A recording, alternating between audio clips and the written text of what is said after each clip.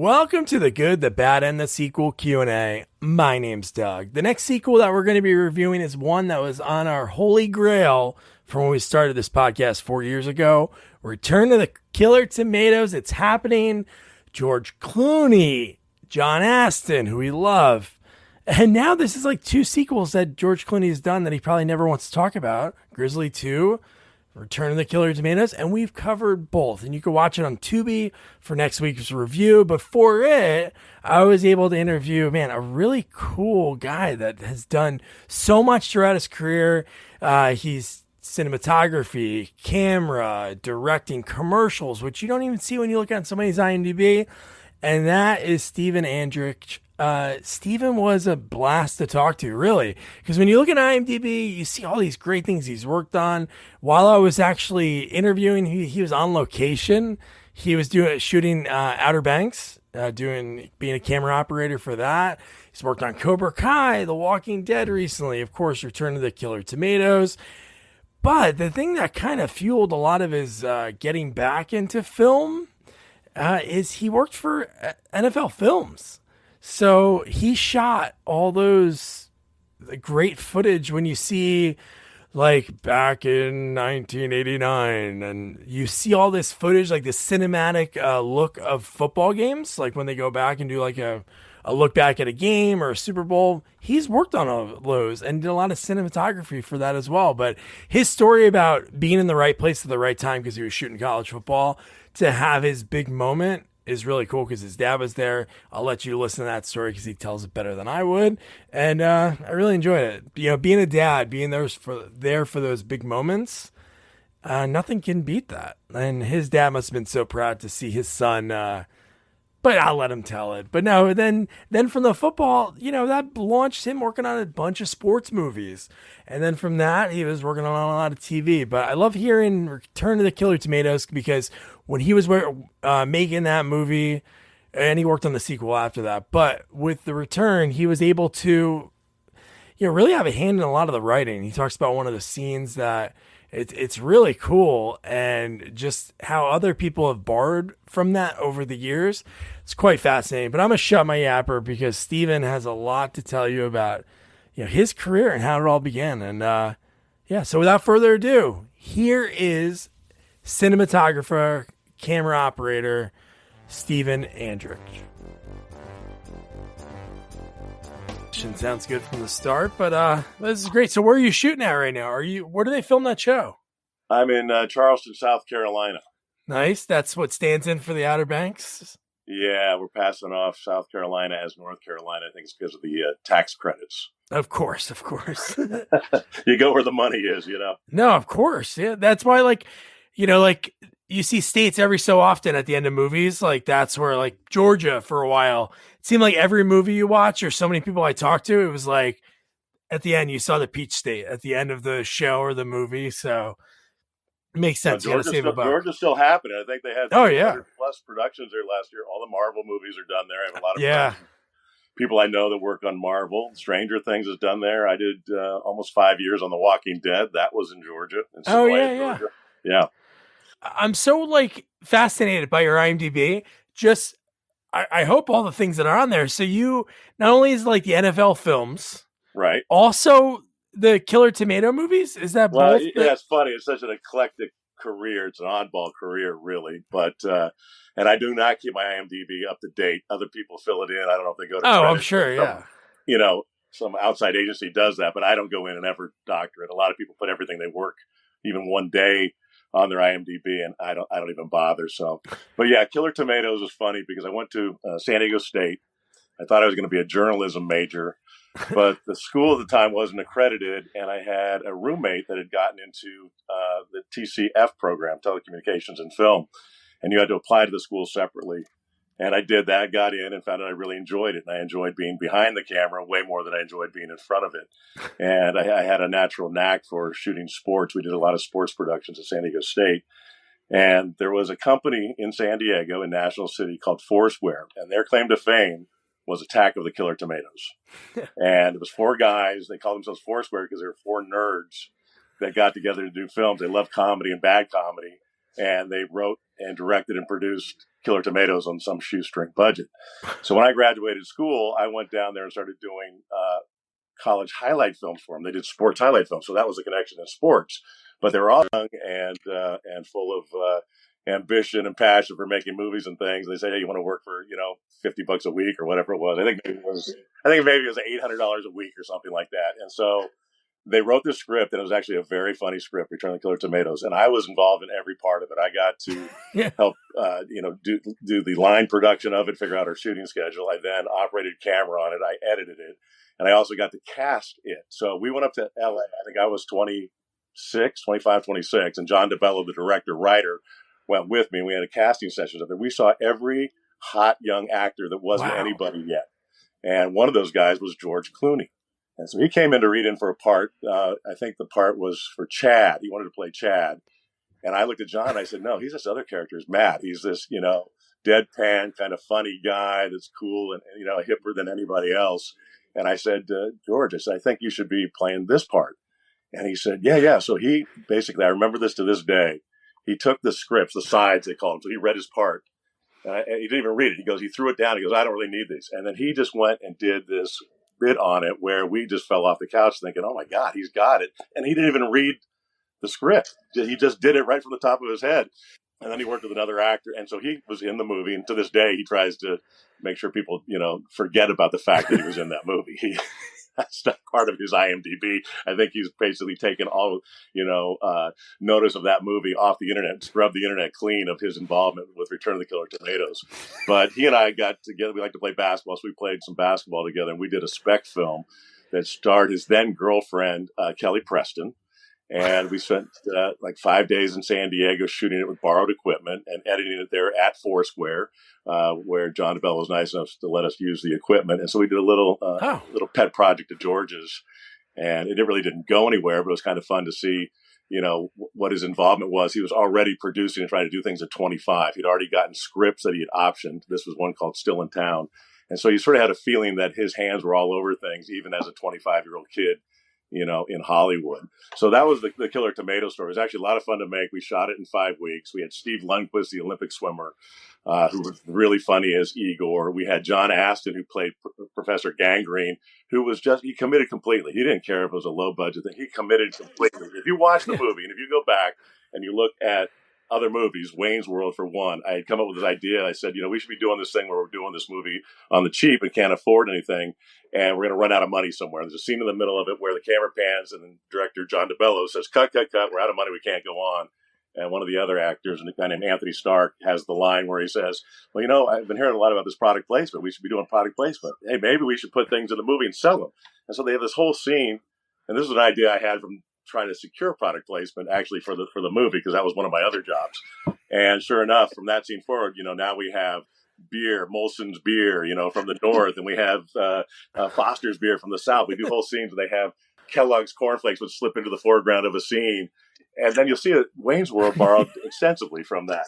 And I'm pretty sure Mike Myers got that from Return of the Killer Tomatoes. Oh, yeah. Same thing. Yeah. Yeah. So that was actually a fun indoctrination into making movies. Heck yeah. That's the best way to start. You have people that are passionate and they want to go 100, and you have your hands in all these different jobs. Yeah, I got to sort of figure out what it is I really was attracted to in the business and what I wanted to do. And spending time by myself in an edit room, I realized, I was okay at it, and maybe it would have been pretty good, but I didn't want to spend all my time sitting in a room away from people. I like to be out where it was happening. And I kind of like the physicality of camera work and being involved in every bit of it at the point of capture. And to me, that was the exciting part of telling the story in a movie. And, working at Foursquare also gave me the opportunity to go out, shoot, direct, edit everything that I shot. So I learned what was good and what wasn't good, because I'd come back and have to deal with what I shot. Did I not hold that shot long enough? Did I not give myself enough edit options, enough ways to get into a scene, out of a scene? And that was invaluable going forward in it. But they also let me shoot a lot of college sports. So I shot University of Miami, Florida State, when who was there? I forget. Jimmy Johnson was at Miami at the time. We shot the Hurricanes, and Michael Irvin was a player. We had the contract for the WAC, Western Athletic Conference.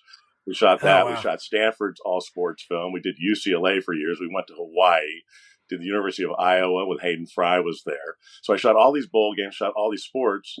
And that sort of was my connection to NFL films, was that I had gotten good enough at that a couple of guys that also shot for films in San Diego said, you ought to send a reel in. So I sent a reel in, and I didn't hear anything. I didn't hear anything for like a year. So I kept shooting, and I was in New Orleans with my dad. This is 1987. It was during the strike year. So they had replacement players. And I was in New Orleans to shoot Tulane's highlight film. And I was shooting Ole Miss versus Tulane on a Saturday night. And so I had to shoot some campus stuff on Saturday. I got done with that. My dad and I met up for drinks at the Hyatt bar that's right there at the Superdome. And this was before cell phones. And there was a page, a courtesy page on the white phone. Somebody goes, Mr. Andrich, there's a courtesy phone call for you. And my dad goes, for me? And no, Steve Andrich. So I pick up the phone, in a bar like a movie. And it's Phil Tuckett, who's the vice president in charge of cinematography at NFL Films. And he said, Steve, I heard you're in New Orleans and shooting the game. You got your equipment with you, right? I said, yeah. He said, well, the strike is ending. The replacement players are going to be gone, and the regulars are coming back. And we have 49ers versus the Saints tomorrow. We don't have anybody to shoot it. Our guy was out of town, not expecting the strike to be over. Are you able to do it? I said, yeah, I could do it. And of course, my heart's starting to beat like, oh, crap. Now I've really got to show up and do this thing and shoot for the NFL. And that was Joe Montana, Jerry Rice. Mora was the head coach of the Saints. And Bobby Hebert was our quarterback. And it was a big game in the NFC West. And so I shot the game that night for Tulane, Ole Miss, and that went well. And the next day I realized, I don't have anybody. We have film loaders, right? So this was on film. So we had a 400-foot bag of film. Yeah. It's about 10 minutes of film. You load it up and you got to shoot 9, 10 of them to get through a game. This is very old school. And I didn't have anybody to load for me. For a college game, I'd only shoot 4, so I could load them myself and download them, no problem. So I told my dad, I said, I don't know what I'm going to do, to make this happen, because I'm going to run out of mags. I'm not going to be able to, I'm going to miss a bunch of the game while I'm trying to reload. And I talked to the top cameraman. We have a top guy and a ground guy at most games. This guy's name was Carl Koster. And he said, listen, you have your dad run this 400-foot magazine upstairs, get in an elevator, go upstairs. And in between plays, I'll change the mag for you. Just make sure that you marshal your film use so that you're okay while your dad's gone. And so I would do exactly that. I'd get down to like 100 feet of film, and I'd send my dad off and say, okay, I'm going to change this next roll. You go off and go up to the elevator, up to the Superdome, which is a long way. And then in between plays. Now, this guy's shooting the game. He's shooting top footage. It's very important. He gets every play. And God bless him, man. He took my mags, downloaded them, reloaded them. My dad ran me down a fresh mag, and I continued to shoot. So, wow. The funny thing, so I had a pretty good game. Montana had, I think, 3 touchdown passes. Jerry Rice had 1 or 2 of them. And this was still at the time when Howard Cosell was doing the highlights, right? So my dad sort of knew what I did. Yeah. He had an ice company in Napa, California, and, didn't really know anything from the film business except he delivered ice to them to different movie productions, which is kind of funny. But he flies back to Napa. I fly back down to San Diego, where I'm still working for Foursquare at that time. Monday Night Football comes on. I'm in editing probably the New Orleans, the Tulane project. And those highlights come up. And Howard Cosell narrates them, that whole Howard Cosell, Joe Montana to Jerry Rice, that kind of thing. And the phone rings at Foursquare, and my dad goes, oh, my God, I had no idea that's what you did. He sees the 3 touchdown pass. He's a big 49er fan. He goes, how much did they pay you to do that? I go, I think it was $275, Dad. He goes, that's not enough. He had seen how much I'd run around. Plus, he had run upstairs, and he wasn't getting paid. But it was the first time I think my dad actually recognized what it was I was doing. I could tell him stories, but nothing ever really stuck until he was there in person and saw what we were actually doing. So, and then the last side note that I still remember to this day, and I have really fond memories of shooting at the Superdome, because the first place I shot for NFL is I'd build my camera, I put this wide angle lens on, and Jerry Rice, who is he was Flash 80 in those days. I just take my camera, it was just set up, and he runs over from warm-ups, and he reaches up in the stands, and he grabs his then 2-year-old daughter on the stands and gives her a kiss, and I'm rolling on it. And that's what opened up the highlights. That was my very first shot for NFL film, Jerry Rice kissing his then 2-year-old daughter. Jesus, that's amazing. Kind of fun. Holy crap. That's amazing your dad was there for such like a big moment. It's crazy. We just decided that he was going to come and visit me in New Orleans and hang out. We're going to go to the French Quarter and have some beignets, and have some, soft shell crab or whatever. And it just turned out that there we were, and that phone call came. And to this day, we talk about how funny it was that, they paged Mr. Andrich, and it was for the junior, not for the senior. Yeah. So how did it all begin? So you mentioned obviously like the the journalism. But when you were a kid, like what drew you to that? Like, was it just you grew up out in Napa? Born in Marin County. My family moved to Sacramento area when I was 6, 7 years old. So I went to a little town. We moved to a little town called Folsom, which was famous for the prison, Folsom Prison Blues, and all that. And there were 6,000 people there. I think 1,000 of them were prisoners. They counted them for tax purposes. They counted the inmates as part of the population. That's how small it was. So I went to a little high school called Folsom High, the Folsom High Bulldogs. And I played basketball, I played some baseball, but it's funny. Football, I was 6'3", 145 pounds, super skinny, and I would just get my ass kicked playing football. So, but I loved the game. And so my basketball coach said, hey, why don't you take this 16-millimeter camera and you can hang around with the guy, you can shoot the analytical football for us. Not having any idea at the time that would be something I'd be doing later for a profession. But he taught me, basic things about exposure, and you come up here and, and so my first real experience, I never took a photography class at that point. I went and shot 6 or 7 of the, Folsom football analytical films, tackle to tackle, or actually not tackle to tackle, 22 man in it. So it's pretty easy to frame. A far cry from what we do at the NFL, we're isolating out one guy in a tight close-up. And that was my first, and I didn't think much about it again. I was applying to colleges, and it was like, what do you want to do? And I thought, well, I want to work in TV. And I don't know why, because I like TV. I'm a boomer kid. I like TV. I liked all the TV shows. I wanted to figure it out. I'd seen some, they'd shot a couple of movies at Folsom Prison with Dustin Hoffman and others, and it always sort of fascinated me. I never thought I'd be able to work in the movie business, but I thought something in TV, maybe TV news, maybe TV sports. And that's why I thought I'd do the journalism thing. But when I got to San Diego State and really got behind the camera and saw that it just sort of came naturally to me. It's funny, in class, there's somebody who's really good on camera. There's somebody that was a really good writer. All these things sort of started your direction started to show in college. Where are your talents and where does it seem to be easy? I sort of just drifted to, wow, this is, I get it. I understand movement as I'm shooting it. I sort of figured out how to follow focus. And then I became known as the guy that could, follow sports and started doing people's projects that involved action, or if they had, a military scene in it or something. I was a guy following the people running around, that were hard for other people to follow because they didn't have those skills. It was sort of a natural thing. And so it wasn't like a childhood dream at all. It really sort of came where I had some introduction to it in high school. And it wasn't really until I got to San Diego State where I thought, this is something I really want to pursue and do. Wow. And then that's so cool. And then it just works out. So you do those. So when you get the call from NFL Films or your dad, that's right around Return of the Killer Tomatoes, at the same time? Right at the same time, 1987, same year. So I just finished shooting. We did that in the summer of 87. And so I was still editing it at that point. We were editing that movie, and it hadn't been released yet. And I was in conversations with Clooney at the time saying, what do you think? It's going to be all right? I said, actually, it's pretty funny, And like I was saying earlier, if you go and look at that movie, Hollywood Reporter. If you go back and look at I think it was either Hollywood Reporter or Variety actually gave that movie a really solid review. They said, listen, we know it was, limited by the budget and all that, but it's funny. And, George Clooney's really good in it. And John Astin's terrific. It's not a bad movie. And it has a little cult following. They made a TV cartoon, Saturday morning cartoon series. I remember that as a kid. And I work with guys now that, are in their late 30s, early 40s, and we start talking about kitschy things from the 80s and early 90s. And so many of them are fans of that movie and the cartoon series because it's just something that really resonates with them. I called John DeBello about 2 months ago, and we had a long conversation. I said, you really ought to think about making a movie around it, or the making of how the movie was created, and make that into a little independent film, because there are a lot of people that would go see it.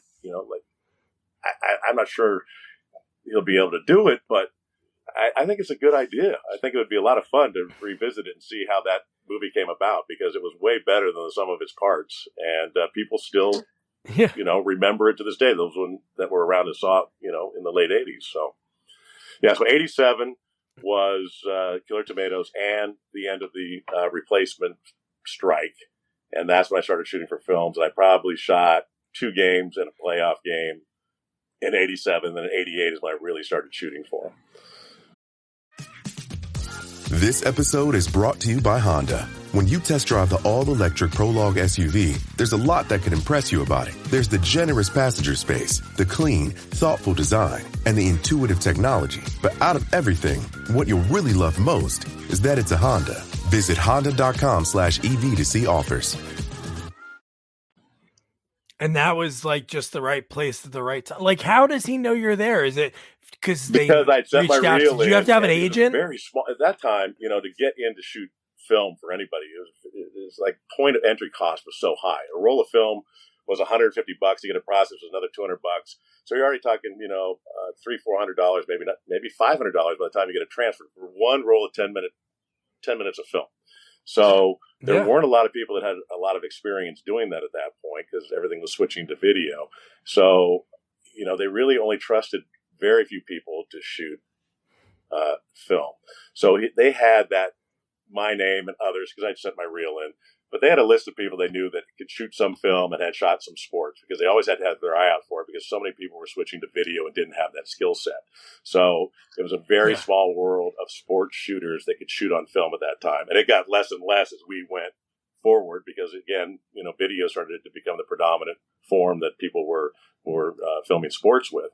And so he was aware of me because I sent the reel in and because the other guys that shot for NFL Films that I knew were also mentioning me to Steve and to Phil Tuckett at that time saying, we think this guy's, you know, got a shot to be, you know, on our, you know, our staple of shooters kind of thing. Wow. And then from there, so you're working there in and out for... Well, I was in LA. Because you were there for a long time, obviously. So I was in San Diego and there's another guy named Steve Skinner who's now shot for films as long as I have, maybe 2 years longer. There's a guy named Harvey Weber who'd been shooting with them from the 60s who I'd worked with, who also gave my name and said, you know, this guy could be good. So I had the benefit of there was the San Diego Chargers, there were the LA Rams, the Oakland / Los Angeles Raiders, and the 49ers, and you had the Seahawks all on the West Coast. And it was a big trip out from New Jersey, so they needed to have some guys that could do it on the West Coast. So my geographical location was also a benefit because there were a limited number of shooters on the West Coast that were shooting sports, and they needed that so they could cut down their cost of traveling people across the country to shoot that. They tried to have a stringer, you know, in every NFL city where they could, but they couldn't quite manage it. You know, when they got to 32 teams, it was, you know, it was pretty hard to find somebody, you know, in Kansas City, say, or even Texas. So they had to fly people. When I got the call from Steve Sable to come out and sort of revamp the camera department and get it up to date, which meant, you know, some new lighting techniques and that kind of thing. So how long were you like dedicated to doing that? Because it seems like you were doing that for a long time. And then obviously your relationship doing Return of the Killer Tomatoes, they bring you back to do the cinematography on Strike Back. Oh yeah, I forget. Oh, that's actually interesting. Yeah, Strikes Back. I came back and did that in what was that 90 that they had to do. So I kept my relationship with John DeBello. In fact, to this day, I still have a great relationship with him. So, you know, when they were going to do the third one, he said, "Would you be interested in coming back and shooting that?" I said, "Absolutely." And that one was fun too. You know, it's a little bit different, but I don't remember that one anywhere near as well as I remember Return of the Killer Tomatoes. Strikes Back was a little bit more. We had to get it done. We were on a tight budget, and it just didn't have the same overall feel as Return of the Killer Tomatoes did as far as being camaraderie and fun. It was the second time around, and it was something we felt like we had to do, but it's. Return of the Killer Tomatoes just had such a fraternal camaraderie. It's such a sweet spot in the memory banks of working on your first film. Strikes Back is sort of like, it's a footnote, it's there, but it's not one that I really think about much. You know what I mean? Yeah. You just remember like John Witherspoon having him in it. Oh, and I do love that. John Witherspoon was so awesome. I bet. We had, I'm trying to think, the guy was in Who Wants to Marry a Millionaire, Rick. He knew John Witherspoon and brought John in. And John was just so funny right off the bat. Such a nice guy, such a wonderful gentleman, John Witherspoon. Every scene he was in, he brought it. And again, you know, like John Astin, he didn't care that it was a smaller, low-budget film. He just was going to perform and do his best with it. And my memories of John Witherspoon were that we were laughing all the time behind camera. It was always it was a laugh a minute with him. He was so funny. And then he parlayed that. He went from that, and then I think he started doing In Living Color with the Wayans brothers, and then he started having a real Hollywood career. I could not have been happier for him because he showed that talent in that movie. You know, in Killer Tomato Strikes Back, it was all there. Nobody had seen it yet. We were like the first people really seen it. Yeah. I think it was Rick Rockwell was the name of the guy. He was in Rick Oh, yeah, Rockwell. that's the main guy, yeah. And he was pretty funny, but he was a funny guy. So he sort of got on the movies and he's like, he'd start calling for makeup and, where's my trailer? And we thought he was kidding, but he was kind of serious. He sort of had this ego thing. John Witherspoon had none of that. John Witherspoon was, Yeah. let me get on camera and start performing. And his scenes were so funny. There was another guy named Kevin West, another comedian, where he does the whole, I'm the howdy doody guy. I'm the kid from Dooley Banjo playing kid from Deliverance. And he was funny too. So he had all these things. Rick Rockwell, I hope he doesn't hear this, but he wasn't that great. But the guys he brought to the table, fellow stand-up comedians, were really great. And Witherspoon was one of those guys. He's just so funny from the get-go. And sometimes he worked with comedians, and when the camera turns off, they're not funny. It's like they're sort of serious. They're sort of about things, and when the camera's on, they become that persona. And I've seen that a few times. So all that time you're just shooting the NFL. You don't even think about film or TV. It's really just everything was a gig. You needed to work. I was staff at Foursquare when we were doing those movies, and during the first movie, and then I was freelancing in LA by the time we did Killer Tomato Strikes Back. So I had a lot of different things going on. That's why I don't remember that one as well. But yeah, I was freelancing, shooting football for NFL Films, still shooting college football for Foursquare.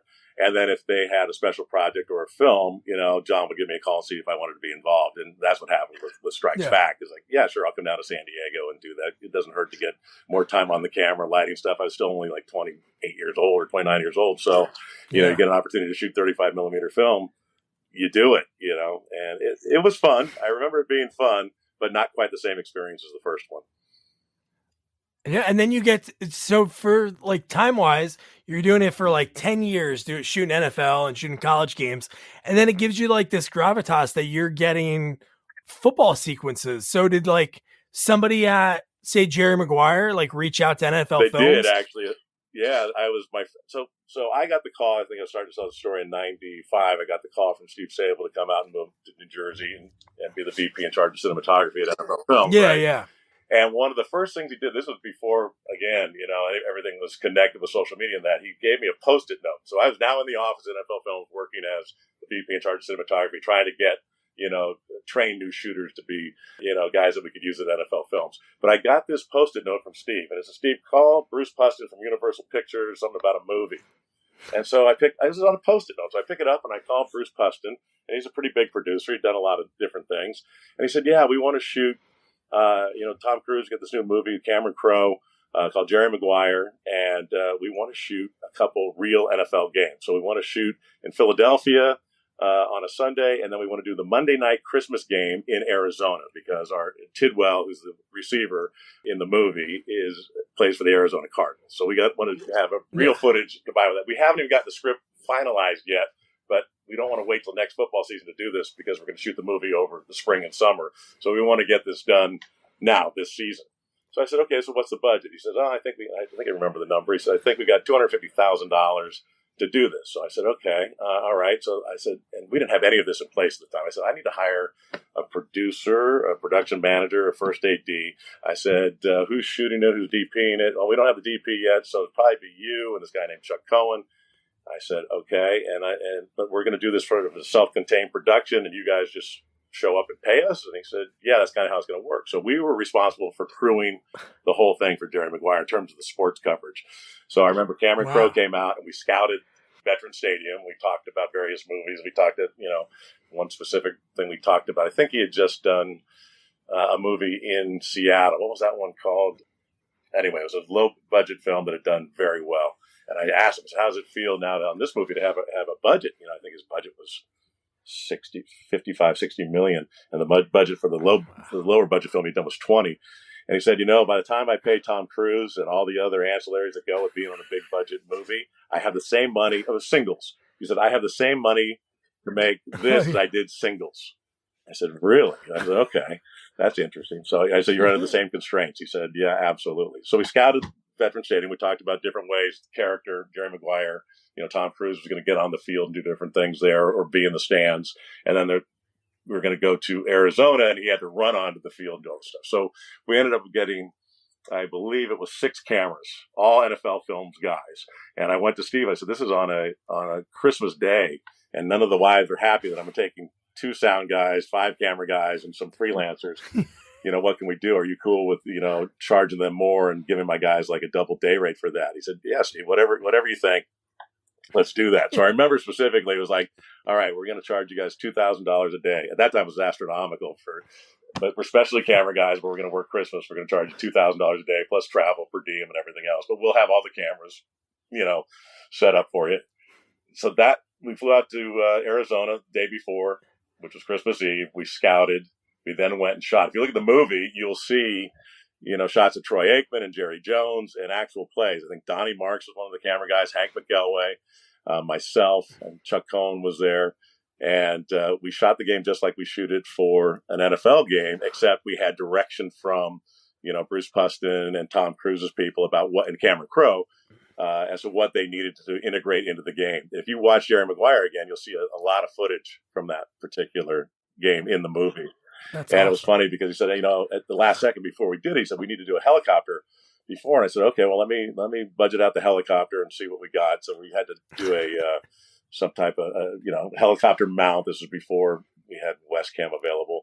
And I remember saying, "Oh, it's going to be about 20,000. Now, we'd already tied up all the money, the $250 that they'd offered us. So I tied that money all up. And I went back to him. I said, "Well, it's about 15. He goes, "I don't know, man. We got to be able to do it for less." I said, "Well, 15 doesn't seem to be that much against your budget." I said, "Isn't that like Tom Cruise's weekly per diem?" And he goes, "Yeah, but that's in a different line item altogether. That doesn't count towards anything." Sort of tying into what Cameron Crowe said. Cruise's money was Cruise's money. And, when we had to make the movie was something else, right? So the cruise money and then everything else. So he said, "Yeah, that doesn't reference into anything, to relate to anything." So I think we did get the helicopter, got somebody local to do it, but we had a ball doing it. It was absolutely fun, shooting that. And then we went back out a month or two later, a couple of us, like Howard Neef, myself, and a couple others, and we shot when they did the play where Tidwell gets flipped in the end zone and lands on his head. We shot it like 5 times. So maybe 6. And every time I'm worried about the stunt guy getting hurt, because it was an all in all, there's no CGI at this point. He is going out and doing the flip onto his head and had to give it up knowing he's going to hit the ground. That's a different thing about playing football, being well trained, going out, and then a hit happens in the heat of the moment. It's unexpected, but you've prepared your body for it. This is different because the guy doing it knows he's going to get racked and flipped and land on his head. So every time he'd run down, I think, "Oh my God." So there was a couple that were close. And then it got really scary, and I remember thinking, that's got to be good enough. And they finally said, "Yeah, I think we got it." But I don't think they ever got it exactly to where they wanted it, because the guy would have had to break his neck to make it happen. Yeah. Another fun thing about that movie, again, before CGI crowds and everything, they had done a radio giveaway for Jerry Maguire to entice fans to come to the stadium while we're shooting, which is on Christmas, right? So, and Christmas night, because the money, actually, I'm sorry, this was April. This was after Christmas. So this was separate shooting. So they got 30,000 people to show up with radio promotions and other things to show up. And they were going to give away a car at the end of the night. And then they were giving away tickets to Mission Impossible 2, I think is what Cruise was doing at the time. So they were running those trailers and MTV premiere videos. And so they had this whole schedule of things to keep the fans in. There's 30,000 people. Movie day, we start and we can go up to, 12, 13 hours. So start of the day, we have 30,000 people. By lunchtime, there's maybe 20,000 people. And by the end of it, 10. So we just keep crowding them in and keep making our frames smaller to keep the background with it. But the one thing I'll never forget is, it was a long day or long night, and the crowd is dwindling a little bit. And Tom Cruise comes out and actually gets on the mic and addresses the crowd. "Thank you so much for staying. I'm going to show you the premiere of Mission Impossible 2. And then he did like a little breakdance thing for him. He was so engaged with the crowd. He came out there and I've been so impressed with the fact that Cruise would go out there and do that to keep the people in the stands. It was pretty amazing. Yeah, and that's why he's still doing it today. Yeah. And he's like crushing it. No, I went and saw Maverick, and wow. Yeah. Have you seen it? No, I didn't yet. Go see it in the theater. It's worth the flying sequences alone are great. Yeah, really good. That's awesome. So from that, because I always whenever I talk to, it could be actors, directors, special effects, sometimes there's one thing that they do, and then you have this, people see Jerry Maguire. I don't know the Water Boy. I don't know if Sandler's people saw Jerry Maguire and said, we want our football sequences to look like does that. happen. Or they did the same thing. But what happened on that one was at the time, 1997, just before he shot The Waterboy, there was a guy from MTV who was working at the league. You know, the league was always trying to be hip and, you know, get to the younger audiences and find ways to make the game palatable or, you know, exciting to them. And so he was an MTV exec. And Sandler had just come out with a comedy album. And on it was a song called The Lonesome Kicker, right? So he calls his buddy at the league, who was from MTV, and says, "Hey, I want to shoot this. It's funny, you know." He writes and does things so he can go places and meet the people he wants. He figured it out. It's like Lennon and McCartney wrote songs so they could have a swimming pool in their backyard. Oh, this one's for the limo. I mean, for the Rolls Royce. This one's for this pool. I think Adam did it sometimes where he'd say, "Okay, I get to meet, you know, guys I was fans of, and I get to go into the sports world." So he had this whole thing called The Lonesome Kicker. Frank Karachi, who directed The Wedding Singer, plays the Lonesome Kicker. But they pitched this to the league. The league called us and a young guy named Greg Coase to direct it. And they said, you know, "Why don't you shoot it?" And so I remember getting on the phone with Adam. We talked about it. I said, I just had worked on an Eric Clapton music video before I came to films, and we put Eric in the rain. And I thought, this will be a great scene. We'll put this is sort of a Bruce Springsteen song. It'd be great. We'll have the rain on it and all this stuff. And we came up with all these different ideas for shooting it. So we shot this thing, and you can find it on, you know, you can Google it. You'll see it on YouTube. And it's a very funny video where he's got a name. So the kicker's got a name so long on the back of his jersey, it falls off the other side of the jersey, right? And so they incorporated NFL Films footage. We shot stuff with Greg Lloyd and I think Cordell Stewart and Jerome Bettis, the bus is in it. And we had a ball shooting. And Adam was such a gamer, you know, and he loved what we did. He loved what Greg Coase did with it. They spent a lot of time at NFL Films editing. That was Adam and Jack Garaputo spent a lot of time there. So they got to know everybody. And they were so happy with it. They said, "We got this other movie coming up called, Waterboy. We'd love to have you guys involved in it."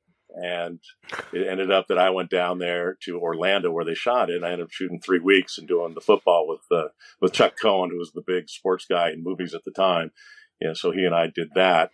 When I left NFL 8 years later, it was when they were making, in fact, we stayed in contact for all those 8 years. They would call me and tell me, you know, the different movies they're making, and then the movie they made with Nicholson and Analyze This and all that, or whatever it was, anger management. And we talked about the different movies. But I remember Jack Garaputo was the producer calling me after Waterboy was released. It was $150 million. It's like, holy crap. He goes, "What'd you think?" I said, "Jack, it's funny, but I think you guys are laughing all the way to the bank. I mean, that's the craziest movie ever, and it does $150 million. How the heck does that happen?" So he was on a roll at that point. That started him, I mean, from that point on. So he did a few movies, and when I got out of left films in 2004, I did a movie called Coach Carter with Samuel Jackson. So the guy who was the sports coordinator on that movie had been the assistant sports coordinator on Waterboy, a guy named Mark Ellis. And he had worked with a guy named Alan Graff. But I was in Hawaii at the time on vacation, and he called me and said, "Sam Jackson is not liking what the basketball looks like. We need somebody." He said, "I'm not going to put my name in for being in this movie if we don't have the basketball look right. Can you come out?" So I went out from Hawaii and met with the director and the DP about making the basketball, you know, look better. And my job was to plan and diagram basketball plays for camera with a system called Previs, you know, where they actually take cameras out. We shoot what the focal length is going to be, where it is. They have a diagram of the whole set or location we're going to be. We plot out every single bit of the coverage. So you go there and go, okay, this is how we're going to shoot it. So we did that for the basketball play. So 3 days a week, I'd be planning out how we're going to shoot the basketball with a techno crane and these other things. Offer it up to the director and DP. They wouldn't take all of it, but they'd take a lot of it. And then it was on weekends we were shooting the basketball. And then I would get on camera, either on the techno crane or on a long lens, and we would shoot the basketball action. So that was actually a pretty cool gig with Coach Carter. And I think they were very happy with the way the basketball turned out in that. And so that sort of set me up to Mark Ellis, who was the sports coordinator on that one, was also up for The Longest Yard, which was going to shoot that same summer. And I remember having conversations with Jack, in particular, Garaputo, about, you know, Alan Graff or Mark Ellis. And, you know, the director was Peter Segal, who'd gone to USC, and Graff had played on the USC undefeated team in 1972 and was a stunt coordinator, so it was a strong pull to have him. And I love Alan Graff. I think he's fantastic. But I thought Mark, you know, having done the things I'd done with him at that point, was probably going to be a better fit. And to this day, you know, Alan Graff would have done a fantastic job, but I think Mark did a really good job on that one. But that always, the former, you know, former pupil working with the teacher thing, or breaking off from the teacher thing was rough for Mark and Alan's relationship. But I think he did a really great job on The Longest Yard. And we spent like weeks on that movie. We were in New Mexico, and then we were in LA, and Dean Semler was the DP on that, and he could not have been more giving and accommodating to guys coming in that he doesn't know to work with. He's like, what, I got to hire another guy I don't know on an Adam Sandler movie? I have guys I worked with for 30 years. How's this going to work? And to his credit, he let me show up and show what I could do. And then he made a point of saying, hey, mate, you really know what you're doing. He said, one morning after we'd watched dailies the day before, what do you think of the dailies? I said, Dean, it looks awesome, man. You're doing such a great job. He said, no, man, I want to tell you, we've learned something from watching you shoot, the way you do it, and, hey, you got a reel? I'll introduce you to my agent tomorrow morning. If you're going to be here, if you can be here at 7:30. I said, well, I'll be there. And so Dean Semler helped me get the first agent. I don't have one now, but the first agent I ever had was Dean Semler set me up because he was so, was not threatened. He had, he's done it his way for so many years. And sometimes people get, where they don't want any outside newbies in. They don't want to have that to deal with, right? Because they've got a crew that they got a shorthand with. They've done this for years. They know each other like the back of each other's hands. It's easy for them. They don't even have to say anything to communicate about what to do. And to let somebody into that on a very high-profile movie was a big deal. And I'll always be thankful to Dean Semler for saying, listen, show us what you can do, and then I'll judge you from there. That's how he did it. He let my work, let him, decide whether I was worthy of being there or not. So I really appreciate it. Yeah. Which is the opposite of usually the Hollywood story. Like I've interviewed people that, like Michael Caine said I didn't interview him. I interviewed a guy that worked with Michael Caine, but he said he asked Michael Caine for advice, and Michael Caine joked with him, like, I'm not going to help you out. You're looking to take my job. But he said Michael Caine would say when he was up and coming, he wouldn't tell him who said it, but he was like, oh, I'm a huge fan of yours. What is some advice? And he said that to young Michael Caine. He said, why would I tell you anything? You're here to take my job. It's like that a lot. Which that's Hollywood is. Dog, and I'm not going to give you, in fact, at NFL was like that. I got there.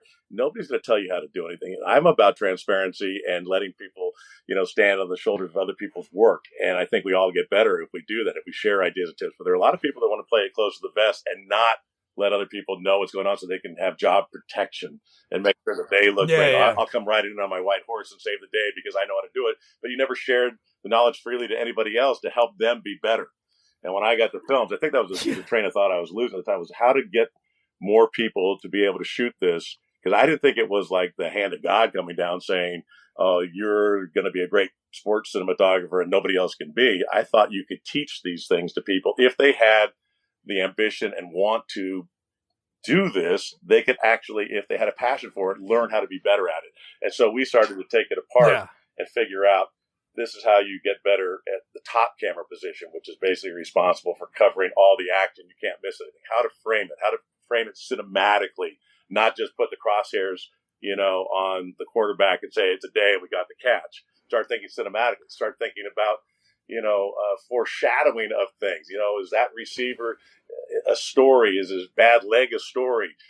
Has he done something in the game that's tie us into the end of the game? Start putting those things into your frame, right? So at first, and is capturing controlled chaos in the football world. So the first time you go down to a football field and you've been watching on TV, you have this whole idea of what it is. And then when you get on the field, it's this different thing. It's fast. It's loud. You hear bodies hitting. It's moving so quick. How do I follow this? It makes sense of what is going on in this football field, because I used to have announcers telling me and watching replay, and I could sort of figure it out or read about it in the paper. But when you have to, with your camera, figure out how to tell the story of that football game, it's daunting. And the very first time you do it, you think, you don't even have any idea of how wide or tight you should be. You get down there and it's moving so fast, you're lucky if you just get the ball on the crosshairs and get it in focus, because in sports cinematography, we're pulling our own focus. So, still photographers now have automatic focus. It tracks everything and you don't have to focus. You just put it up and you shoot raw and you can clip it to whatever you want and you're pretty good. For us, still in sports cinematography, even though it's switched from film now to video, we still have to rack our own focus.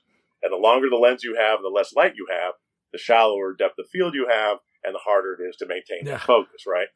So you have to put all that together with a knowledge of the game and an understanding of composition and framing. But technically, especially when we started, you had to know how to load a magazine, put film in the camera, make sure it didn't get exposed in the sun. While you're doing all that, you're still got to figure out the story of the game. So you started to learn, and I had guys like Donnie Marks, who's one of the greatest sports cinematographers ever. He started NFL films when he was 15 on the sideline. This guy's invented tight on the ball, basically. He figured out how to do it, and he started at 15. But he told me, he said, Steve, it's a matter of muscle memory, and it's practice. You need to repeat things. You need to make everything repeatable. And I teach this to the guys that I work with today. Put your equipment away the way you want it to come out every time, so you're not flustered. When it's a critical moment in a game, your extra battery's here. You know that this is here. I don't want to be bothered with the mechanics of the moment. Super Bowl, 4th and 9, clock winding down. I don't want to be thinking about, is this plugged in? Is this not? Everything has to be ergonomically set in the way I've done it for 600 NFL games. So I'm working on every game getting better because I've taken all the extraneous out. I'm not thinking about, is this going to work or not work? Everything is muscle memory for me at that point. And that's because you started working a system. Donnie showed me, he said, listen, you can run all around the field and try to chase it. But if you're doing enough games, work one sideline, work the backlit side because it's beautiful to the backlight. When the sun hits the ball and it's glistening in the air, you can see it better because it cuts it against the crowd. So it looks more dramatic and it's beneficial to you as a shooter because you can actually see the ball and see things. So the glistening off the helmet, all that, the contrast of the viewfinder, it's easier to see it, right, in backlit. So taking everything you can learn from it, this comes back to being transparent and going and talking to people and figuring out how to get better. I remember I sat down with Ernie Ernst. He's the guy who shot the Immaculate Reception. All right, so in those days, nice. There were no cameras down on the hash marks on the field for the networks. If you look back at the replay, it's a top camera and a higher end zone camera. And if you watch it, when Franco takes that ball and runs to the back of the end zone, he runs around to the end zone. And in that corner end zone is a guy with a set of sticks that are about 5 feet tall and an old Photosonics camera. That's Ernie Ernst. He's the guy, when you see the ball where the close-up of Franco catching it like this, that's Ernie. He figured out how to shoot with a 600 millimeter fixed focal length lens. So you see about this much of the world, right? Nothing. You're seeing nothing. He figured out how to take a golf viewfinder, rangefinder, set it to this eye, set the other eye to this fixed lens, make sure the crosshairs match both eyes. So he would start shooting the play with this eye on the ball, right? And when the ball would take off, he'd open this eye, find it, because it's so tight. I mean, you've seen these shots. Yeah. And this is in the 70s. The equipment was terrible. He would go up and then he'd reacquire it with this eye so he could focus. Find it with this eye and do this crazy stuff. So he was a legend in sports cinematography and a guy. So he was still working there when I was there. And I had him start critiquing people and going through notes. And I would sit down with him and I would ask him, and again, this idea of how much knowledge can I get from Ernie? Everything. I'd say, review my footage. What can I do better? And all the little notes that he would give me, I would then put into my bag of tricks. This is how I'm going to do it. Same thing with Donald Marks. He would tell me, Steve, eventually you're going to see the game in slow motion. When you first go out, I was talking about how chaotic it is. It is so fast, you know what's going on. All of a sudden, I remember one night, it was a Monday night game, Miami versus the Jets. Testaverde was a quarterback. We had a wire on Jason Taylor. Miami was blowing them out. And the Jets came back and won that game. It was like a midnight miracle of Meadowlands, right? Jumbo Elliott caught a touchdown, didn't it? I had this new lens. It was this long lens that had only been used for wiring before, but I sort of figured out how to follow action with it. Again, my dad was with me at that game. This is 2000. Oh, wow. My dad's with me at that game. He came out to visit his new grandson. And so that game, all of a sudden, the whole thing slowed down for me. It slowed down so that I could see when Testaverde released the ball. Now I was on a really long lens. This is not what I started with, but at that point, I was on this really long lens. It would leave his hand. I could see it leave his hand. I could rack focus in the night, again, very shallow depth of the field, and I could see the point of the ball come into focus. So, oh my God, it's just like Donnie said, it slowed down for me. The whole thing is now, I've seen the game in slow motion. I'm shooting 120 frames per second, which is 5 times, when played back, is 5 times slower than real time. I mean, it's that whole Robin Williams, that whole, where he did that bit about NFL films and the slow-mo. It was exactly that. Oh my God. It's just, it was like that. And I remember riding back in the van with my dad. I said, it just clicked for me tonight after all these years. So that I'd already been doing it for 12 years at that point. It took that long that it all clicked into slow motion. And I could tell which way they were leaning. I was only seeing, that's so tight, I was only seeing this much of the quarterback, even if he's at the 40-yard line and I'm in the end zone. I could see every little tell. I could see that the center's back was rocking back when it was going to be a pass. I could see when they were firing out just this much, knowing it's probably going to be a run play. Really weird thing is I'm guessing it's sort of like being a basketball player and getting in a zone all of a sudden. You can, everything you throw up is going to go in. This is one of those moments where you feel like I can shoot anything. But I think it's because I talked to all those guys. Phil Tuckett shot a long lens and did crazy stuff with it. But I watched all their footage. And I talked to all of them about how they did it. And, not everybody may get to that level, but I thought we could pass along a lot of this information to people to get better. And I think they've got so many good shooters at NFL Films now because they have been transparent and been giving of their information and passing along how to do it and improving the equipment based on the feedback they're getting. I mean, I think they're shooting better stuff now than they ever have with a lot of young, great shooters. And to me, it makes me happy. There's a lot of guys I hired when I was there that are doing it.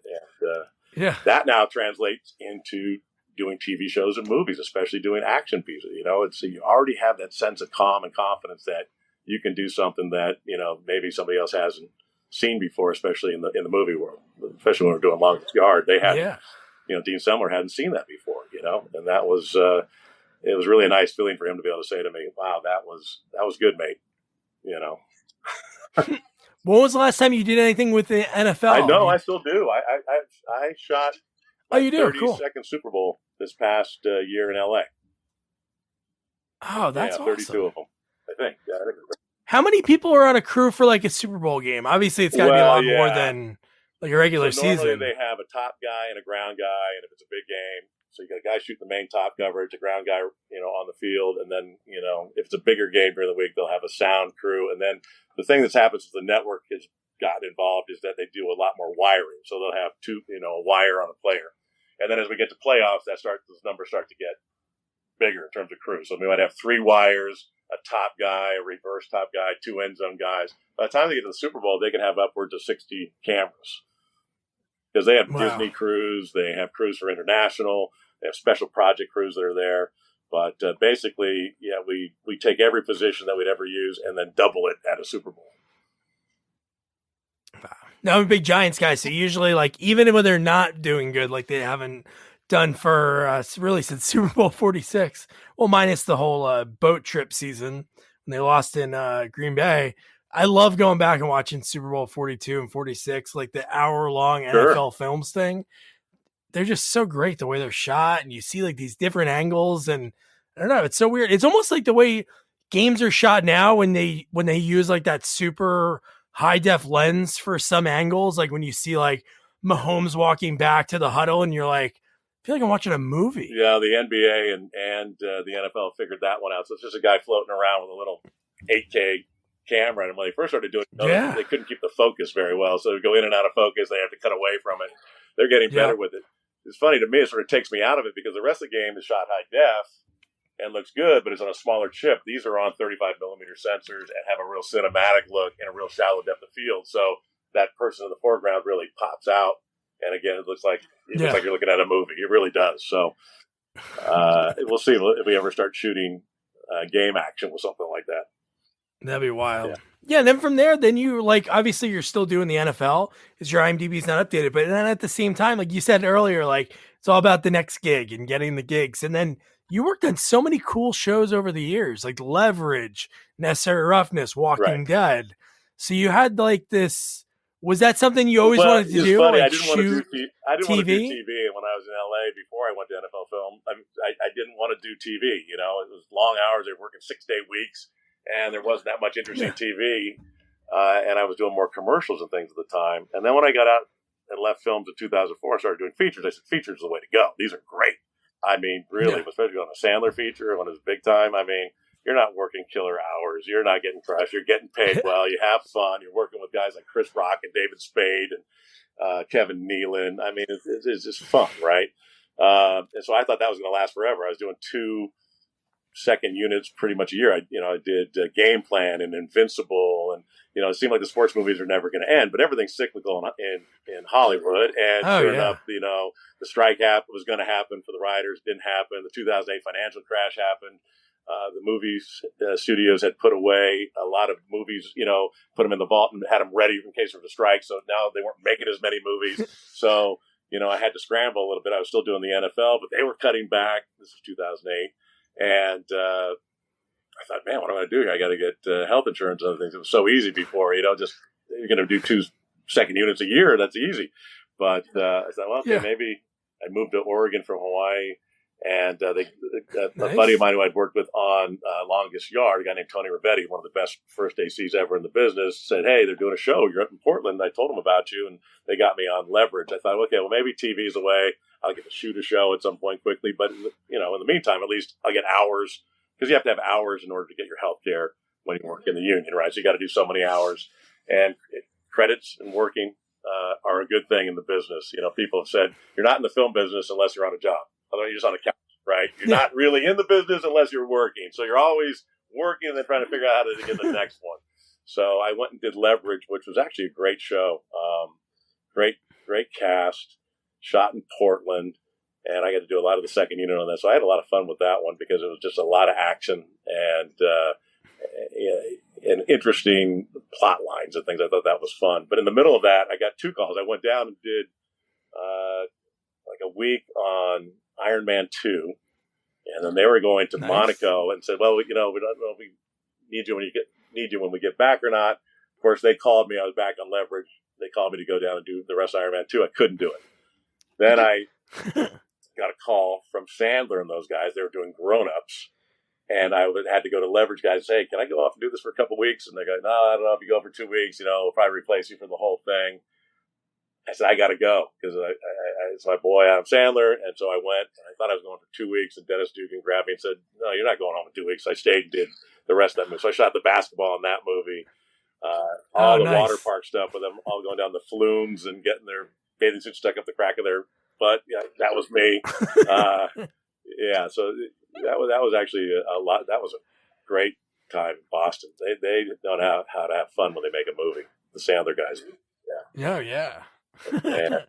And then now you're on, obviously you're shooting Outer Banks right now, but just before that, which is a huge show, like that show, crushing it, Outer Banks, like people watch that like crazy, and Cobra Kai. And that's got to be kind of nostalgic, right?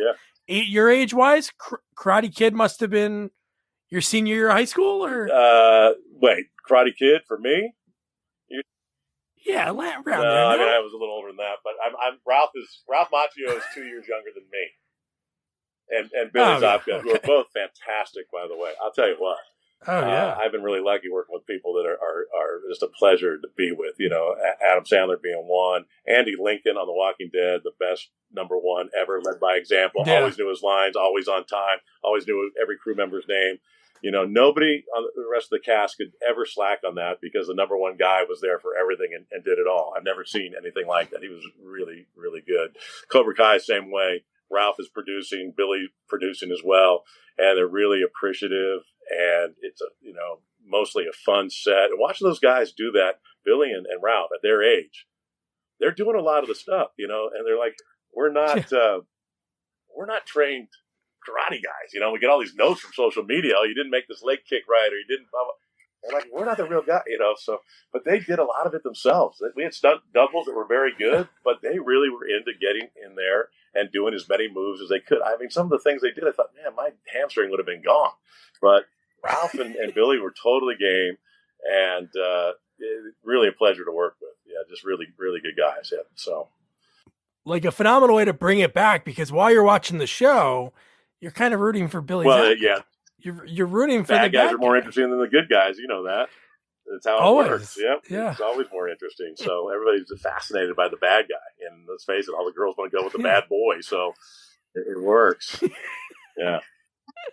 And then all this time, like your sister, like sibling rivalry, like you and your sister. Well, we did a production company together for a little bit. We did a little spec film together.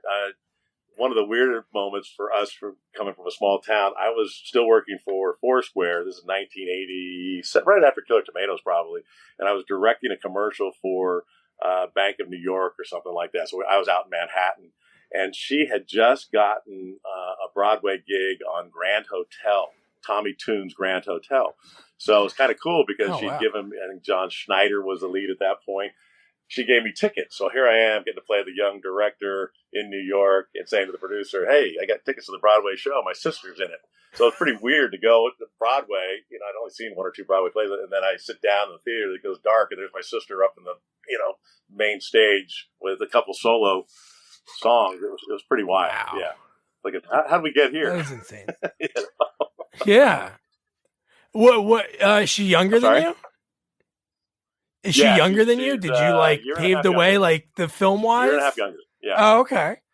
So right around the same time, you guys are both doing it. Yeah. She now reps a bunch of actors and does the convention scene for them. So she's had Jason Momoa, among others, that have, she makes sure they get their gigs. They make a lot of money on that deal. People have no idea what the convention. I mean, you could be the third red shirt on, Star Trek, and you've got a autograph signing deal, it seems. So if you're a star, forget about it. You're William Shatner. Come on, you just back up the Brinks truck and get your money.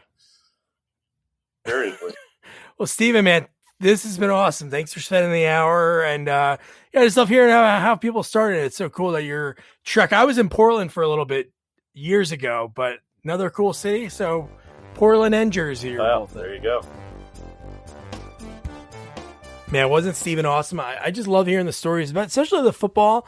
I wish, because that day, I'm not going to lie, there was something in my studio, some creature that crawled out. So, not that I cut the interview short, but I was a little rattled. But I wish I could go back and ask him more about the football, because obviously being a huge football fan. But I liked hearing that his dad was there at the Superdome for that moment when the strike got lifted and he was able to shoot the Niners at Saints. Pretty rad story. And just the return of the Killer Tomatoes, that he was able to, work on a scene, like have the hand in writing a scene that was borrowed by Wayne's World a few years later. So, yeah. So now your homework is to watch Return of the Killer Tomatoes. It's on Tubi. It's on Pluto, I think. It's free somewhere. You'll be able to find it, and it'll be a lot of fun to discuss that next week.